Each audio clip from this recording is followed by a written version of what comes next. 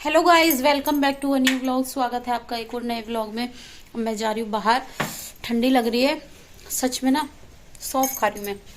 खाना खाए हुए काफी टाइम हो गया, लेकिन ना ऐसे तलब सी लग रही है कि मुंह में कुछ होना चाहिए, मुंह में कुछ होना चाहिए। लोग गुटखा तंबाकू खाते हैं पर मुझे सौंफ खाने की तलब है। मैं बहुत सौंफ खाती हूँ, अच्छी भी लगती है मुझे। जब मुंह खाली रहे ना तब ऐसा लगता है मुंह में कुछ चबा लूं, सौंफ खा लूं, कुछ टॉफी चॉकलेट खा लूं। बच्चों जैसी आदत है, पता नहीं क्यों मेरी ये। कोई बात नहीं, बच्चों जैसी आदत है मेरे हस्बैंड के लिए। मैं अभी भी बच्ची हूँ, मुझे बोलते ही हैं कि बच्चों जैसी आदत नहीं, हो भी बच्ची।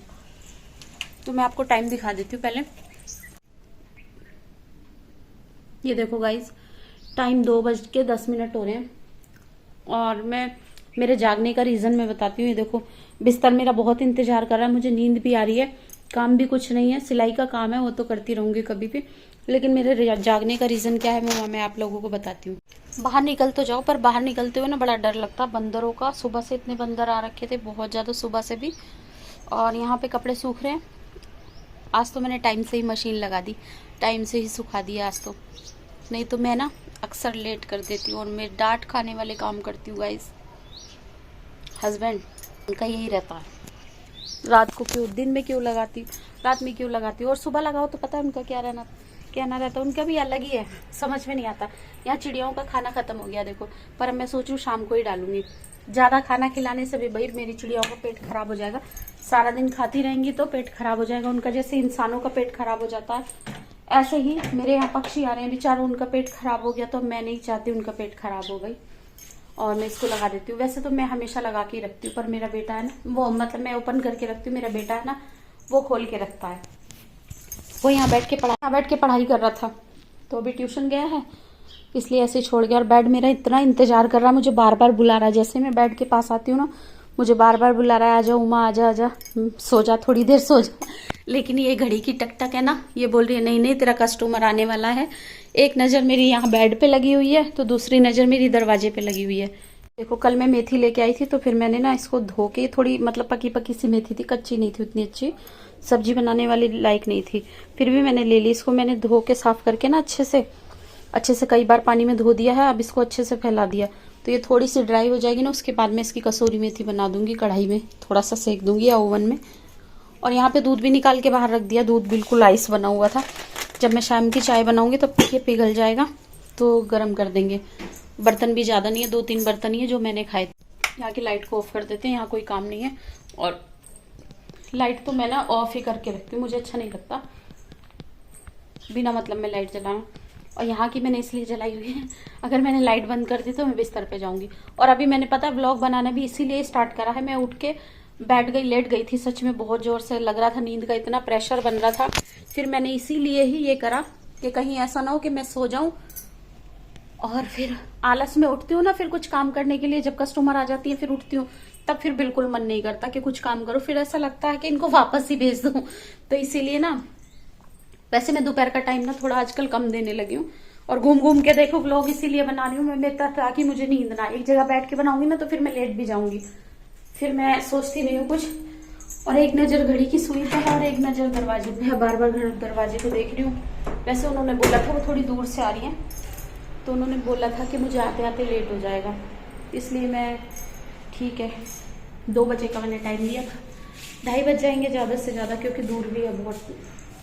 अब कस्टमर की परेशानी भी समझनी चाहिए। मैं देखो घूमते घूमते बाहर भी आ गई हूँ, बाहर भी इसीलिए आई हूँ कि सच में नींद भाग जाए बस मेरी किसी तरह। नींद एकदम इतना प्रेशर डाल रही बहुत ज़्यादा। अच्छा लग रहा है ना, यहाँ से देखो कितना, ये हमारी बिल्डिंग है, पीछे से कितनी गंदी हो रही है। मेरा घर, ये मेरा घर।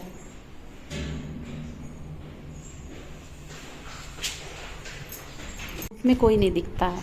और अभी तो कुछ दिन ऐसे आ जाएंगे बाहर, देखो उधर कैसे पेड़ की वो लग रही है, एकदम पूरा पहाड़ धूप से छुपे हुए हैं। देखती हूँ आज ये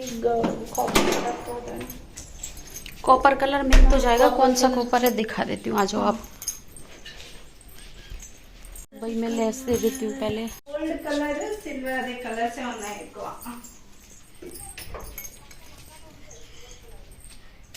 నడుస్తుందా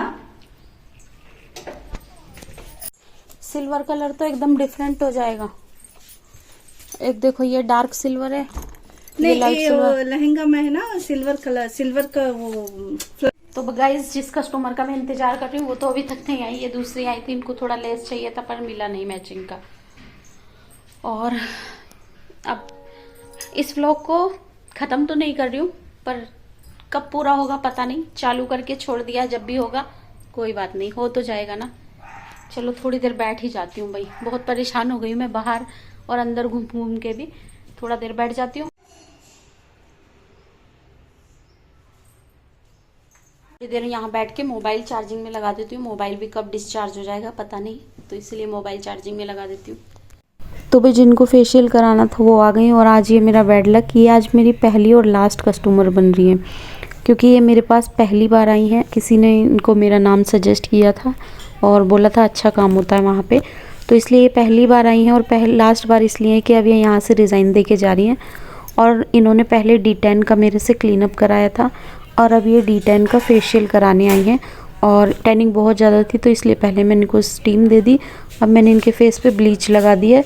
तो ये ब्लीच लगाने के बाद फिर मैं इनका फेशियल शुरू करूँगी। और फेस तो मैंने देखा जैसे रिवील करती हूँ आप लोगों को पता ही नहीं चलेगा, तो मैं बिना किसी की परमिशन के फेस रिवील करती नहीं हूँ ज़्यादा।